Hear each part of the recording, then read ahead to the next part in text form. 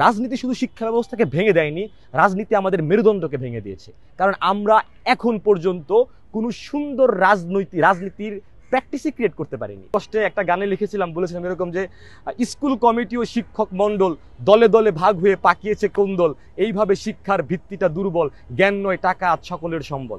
আসলে শিক্ষার ক্ষেত্রে যে দলীয়করণ, আমি একটু ক্লিয়ার করে বলতে চাই, এই যে দলীয়করণ কারা করে, এই দলীয়করণ তারা করে যাদের বয়স আপনি দেখবেন যে 35 থেকে 40 আপ।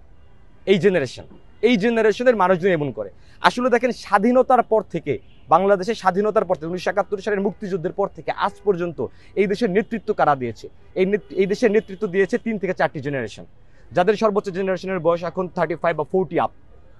এই যে জেনারেশন, এই জেনারেশনের সাথে এই যে বর্তমান জেনারেশন, যারা আমরা এখন ভাবছি যে শিক্ষার ভিতর কোনো দলীয়করণ থাকবে না, এই দুই জেনারেশনের মধ্যে একটা বিশাল তফাৎ আছে।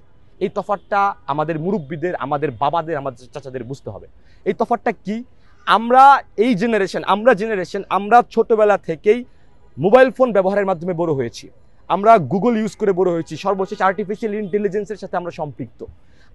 আমরা যে সকল সোর্স থেকে জ্ঞান আহরণ করেছি, এই সোর্সের এই ক্যানভাসটা অনেক বড়। সো আমরা কিন্তু জানি যে উন্নত বিশ্ব কিভাবে চলে, একটা গুড সিস্টেম কিভাবে রান করে। শুধু এই ব্যাপারটা শুধু তাই না, যে শিশুর বয়স এখন 10 থেকে 12, সেই শিশু এটা জানে। এইটা 35 কি 40 যার বয়স, তাকে বুঝতে হবে। শিক্ষার ক্ষেত্রে দলীয়করণ, এটা একটা হচ্ছে নিচু মন মানসিকতার পরিচয়। শিক্ষার কোনো দল থাকতে পারে না। এই যে একটা দর্শন, এই দর্শন হৃদয়ের ভিতর গাঁথতে হবে আমাদের মুরব্বীদের। যদি মুরব্বীরা এটা গাঁথতে পারে, তাহলে তারা এই যে পরবর্তী আমরা যে নতুন জেনারেশনের কথা বলছি, জেনজি জেনারেশন, এই যে জেনারেশন, অথবা নাম আমি নাই দিলাম জেনজি জেনারেশন, বা এই যে নতুন যে জেনারেশন আসছে, এদের মধ্যে তাহলে তারা সেতুবন্ধন ক্রিয়েট করতে পারবে। আর এই সেতুবন্ধন ক্রিয়েট করাটা আসলে মনে হয় উচিত।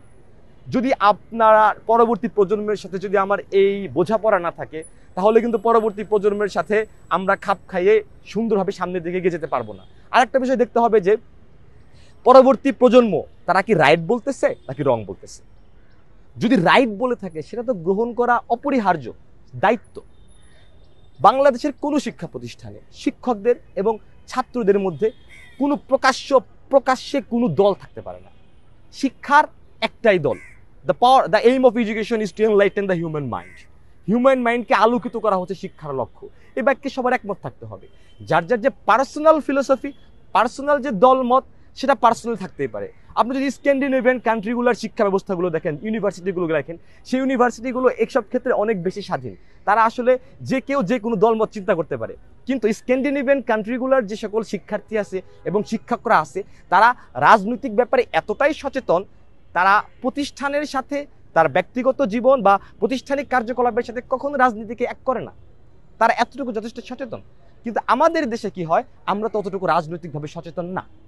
তো বাংলাদেশের এই শিক্ষা ব্যবস্থার সংস্কারের জন্য, বাংলাদেশের শিক্ষা ব্যবস্থাকে সামনের দিকে এগিয়ে নেওয়ার জন্য, বাংলাদেশের এই সমস্যা শিক্ষা ব্যবস্থাকে নতুন একটি রূপ দেওয়ার জন্য কোনোভাবেই কোনো প্রতিষ্ঠানে কোনো দলীয় রাজনীতি প্রকাশ্যে থাকতে পারে না। দলীয় রাজনীতি থাকবে ঘুমন্ত, সে তার বাইরে সে তার জায়গায় প্র্যাকটিস করবে। দলীয় রাজনীতি মুক্ত একটি ক্যাম্পাস থাকবে। এবং স্কুল কমিটি ও শিক্ষক মণ্ডল দলে দলে ভাগ হয়ে পাকিয়েছে কোন্দল, এইভাবে শিক্ষার ভিত্তিটা দুর্বল, জ্ঞান নয় টাকা আজ সকলের সম্বল। এই যে স্কুল কমিটি ও শিক্ষক মণ্ডলের যে দ্বন্দ্ব, প্রত্যেকটা প্রাইমারি স্কুল বলেন, হাই স্কুল বলেন, আপনি কলেজ বলেন, সব জায়গায় স্কুল কমিটি আর শিক্ষকের মধ্যে একটা ব্যাপক গন্ডগোল। এই গন্ডগোলকে সলিউশন করতে হবে। তো আমি যেটা বলতে চাই সেটা হচ্ছে যে এই প্রজন্ম রাজনীতি নিয়ে অনেক বেশি সচেতন। এই প্রজন্মকে যদি মনে করেন এরা পাবজি খেলে, এরা মিমস ক্রিয়েট করে, তারা কিছু বুঝে না, নো।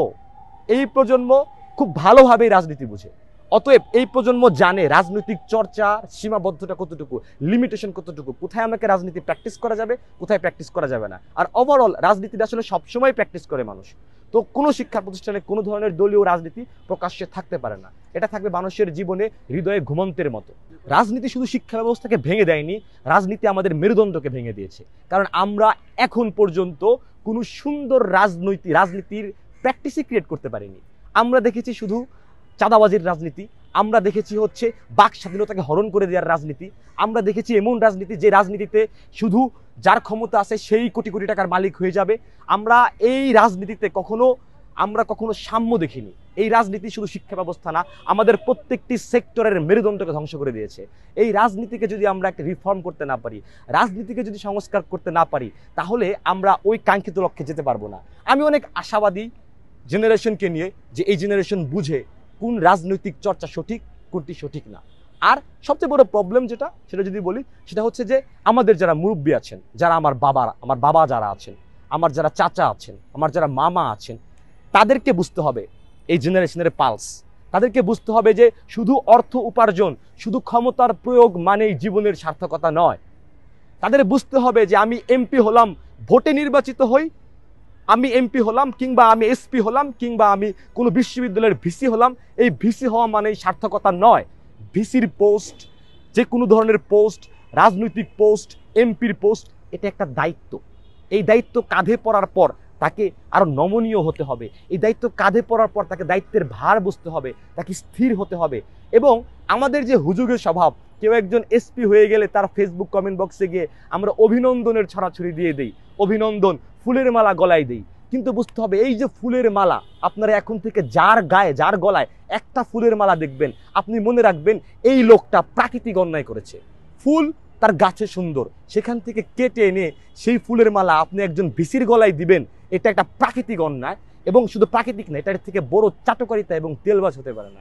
এই ধরনের কালচার থেকে যেমন আমজনতাকে বের হয়ে আসতে হবে, একই সাথে নেতৃত্বস্থানীয় এবং দায়িত্ববান মানুষদের বুঝতে হবে দায়িত্ব গ্রহণ মানে শিরোপজয় নয়, বরং সফলতার সাথে দায়িত্ব সম্পন্ন করে অবসরে যাওয়াই হচ্ছে চূড়ান্ত সফলতা। এবং সে তখনই অভিনন্দন কিংবা ভালোবাসা পাওয়ার যোগ্য।